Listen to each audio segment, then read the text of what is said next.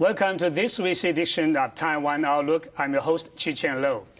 As a result of liberalization and democratization, Taiwan has been ranked as one of the first countries in the world, especially when it comes to freedom of media. And the evidence can be shown by the booming industry and very dynamic and competitive media industry in Taiwan. Nevertheless, many people in Taiwan also challenge and question the so-called trustworthiness and the credibility of the media. So what are the problems and progress of the media in Taiwan? In today's program, we are very delighted and honored to invite one of the most senior journalists to come to our program to share with us his views about the retrospect and prospects of media in Taiwan. Let's welcome Chonglun Guo, and he is the Deputy Editor-in-Chief of China Times. Chonglun, welcome to our program. Thank you, and glad to be here. And so how do you see this kind of negative image of the media by the people in Taiwan? I think this had been heightened, especially during the presidential campaign, which is held in March 22nd. And about a year before that, there's a strong criticism coming from the society that the media had shown their true color, meaning that they have shown which side they have supported. They have supported the pan blue, or they have supported the pan green. And this is something that has happened before, but not as obvious as this time. Taiwan had a very competitive election in year 2000, and then another one in 2004. That's right.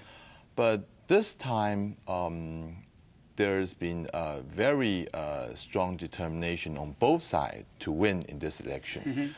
And for the media, it's supposed to be independent and neutral. But on the other hand, media also want to support a cause. I think some media had chosen that they are supporting the ruling party, although there have been some criticism on their policy and their effectiveness. But the other side supported we should change the government. We should change into Kuomintang, the old ruling party. But I think another critical thing that is going on is the readership or the viewers. Already they have this market share that is going on. You go with your market share or you'll fail. If you try to sit in between, you are losing all the readership you have. That's right. So that's another thing, I think, pushing the media to show its stand this time. So do you agree that this time, especially during the presidential election, as you mentioned, media are in general very partisan? I will agree that. And I would say that especially the media I'm working with, the China Times, is the most obvious. Before 2000 and 2004, I think we are still somewhat in an independent and neutral stand. But this, I can give our viewers an example. Starting from the end of last year's, China Times has special issue coming out every week. It lasts for about 3 months. Every special issue is tackling one policy failure of the government. That's right. It had financial difficulties. It had the income disparity. It had the Congress that is being going down. It had the foreign policy failure, those kinds of things. Although this time period is not restricted to 8 years. It also crossed into 10 or 15 years ago, go over to Kuomintang. But still, the special issue remind people how bad the current government is. So that is a way to show that China Times support a change of government and a change for policy. And that's as much as we will go in terms about showing the political stand we have. Right? But you are very candid to admit that your newspaper, or our newspapers as well, took a very strong partisan views, especially when it comes to election. But does that affect or even damage the trustworthiness or the credibility of the media in general? I think every media or every newspaper have to have to hold their line very well. What I mean is that if they overdo it, certainly they will damage their credibility. That's right. But when we do it, we will try to use the investigative reporting. We try to do the interview, and we try to show that we talk what we mean, and we have base, we have sources in doing that. But coming back, especially during the campaign, sometimes the reader is just like voters. They are somewhat irrational. This is especially in a heated campaign. Sometimes at the last 2 or 3 months, the people always want to read what they already have in their minds. So that's another thing that when we're choosing our news, we try to be very careful. We throw out a lot of sensational story. Rather, I think both sides had feed the story to, for instance, Apple Daily or the One Weekly, that it's literally that they print out the story right away. The other side will criticize this side, and that had been going on. And the media is somewhat used as a tool. We don't want ourselves to be turned into like that. So we choose our story as much as we can. So new media, especially print media, has now become not a mass production media business. It has a very target readership, right? In other words, you are printing it for a certain group of people in Taiwan. I think that now the readers have their political profile. And this kind of political profile is the things that media have to pay attention to.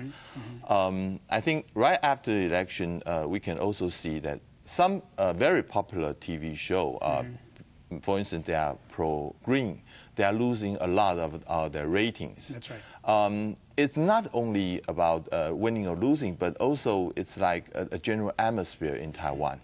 So this is really a test, not only for the candidate, but also for the media itself.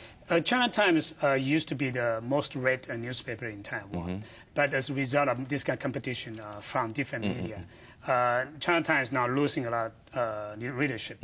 How do you feel what you can do to come back as one of the most read newspaper in Taiwan? If I talk about China Times, I would talk more generally about Taiwan media itself. I think the political factor I mentioned before is one of the contributing one. After 2 major elections, and we see that blue and green have been dividing the market, so to speak. That's right. And somewhat China Times is sitting in the middle. This kind of sitting in the middle meaning we are losing readership on both sides. For some special occasion, people will come back to read China Times. That's when there's a political critical moment. But that's only 1 or 2 days. You cannot cover the whole period. Another thing that is going on is that the Hong Kong media, the Apple Daily and the One Weekly is coming in. This kind of tabloid newspaper have been very popular in Taiwan. We must admit that they are doing something very good. For instance, they are focusing on their imaging, photo, their graphic, which is very good. And also they don't care about their political or business relationship. So they will print out some of the celebrity things that is causing embarrassment for them. But for all those major media, they still have a lot of concern. That's right. And this kind of concern had restricted them from reporting. And I think now that all 3 major ones, the United Daily, Liberty Times, and China Times, had realized the success formula of the Apple Daily, and they are trying to, so to speak, copy that. For instance, we are seeing entertainment section have been booming, and every newspaper had devoted at least 4 or 5 pages to that.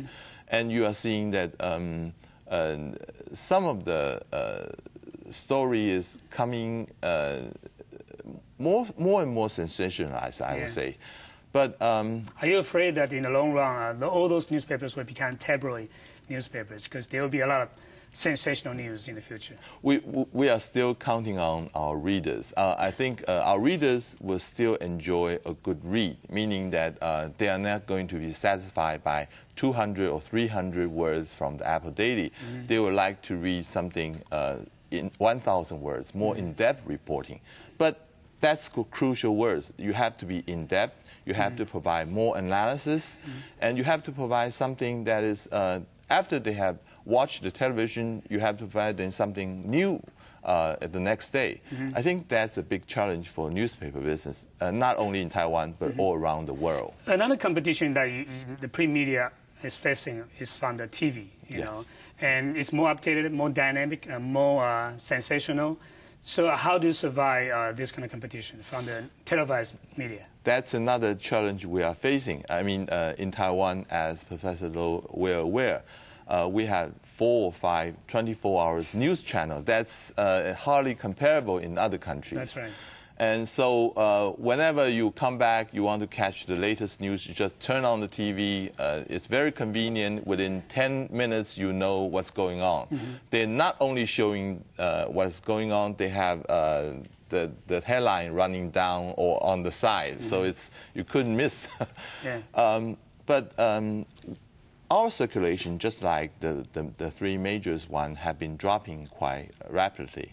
And what we do is, just like other major newspapers, we try to cut down the cost and then try to be manageable. Cost and our income can balance. And try to not to be the biggest size. Try to be a medium newspaper, but it's manageable. And I think somewhat like England's Independent is the newspaper we are pursuing. But that's another target for us, right? That's right. And as we know that in the process of Taiwan liberalization and democratization, media in Taiwan are not only bystanders, but also very important players, especially as a result of democratization. Media, especially print media, have become a very, very important factor in deciding Taiwan's policies and politics. So when we come back, we will talk about the role of media in Taiwan's democracy and politics. Don't go away. We'll be back after these messages.